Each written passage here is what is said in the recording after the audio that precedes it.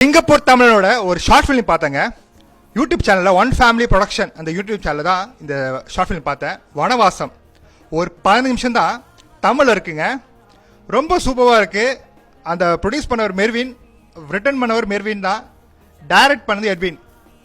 So இதில் எனக்கு ரொம்ப பிடிச்சதுன்னா இதில் நடித்த ஸ்டாரிங் சொல்லணும்னா ரோஷன், லாய், ஸ்ரீகாந்த் ரொம்ப நல்லா நடிச்சிருப்பாங்க. வனவாசம் ஒரு லைஃப்பில் ஒரு செகண்ட் சான்ஸ் கிடைக்கும், அதை முன்னிட்டு போகிறது அந்த வாழ்க்கை. அதனால ஒருத்தன் கேடவன் ஒரு கெட்டவன் அப்படி இல்லாமல் அவனுக்கு ஒரு மறுவாழ்வு கிடைக்கும். அந்த மறுவாழ்வு ஒரு சான்ஸ் கொடுத்து பாருங்க அப்படின்னு மையப்பட்ட ஒரு சோஷியல் கண்டென்ட் உள்ள ஒரு நல்ல ஒரு ஷார்ட் ஃபிலிம் தான். இந்த ஒன் ஃபேமிலி ப்ரொடக்ஷன் யூடியூப் சேனலில் இந்த ஷார்ட் ஃபிலிம் பார்த்துக்கோங்க. அவ்வளோ அருமையாக இருக்குது. ரொம்ப நடிச்சிருப்பாங்க. அதில் அந்த நடித்த ஒரு அம்மா நல்லா நடிச்சிருப்பாங்க. சில இதெல்லாம் இருக்கும், ஏன் இந்த அம்மா கீரை வைக்கிறாங்க, எப்படி ஒரு பெரிய வீட்டில் இருக்கிறாங்க, அங்கே ஒரு கதை இருக்கும், ஏன் அந்த அம்மா அங்கே இருக்கிறாங்கன்னு.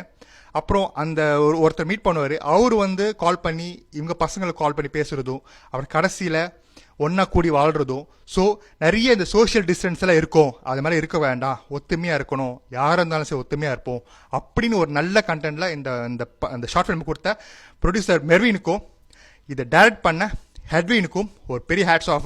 ஸோ மறந்துடாதீங்க, இதே இந்த யூடியூப் சேனலில் இன்னும் நல்ல நல்ல ஷார்ட் ஃபிலிமாக வரும்.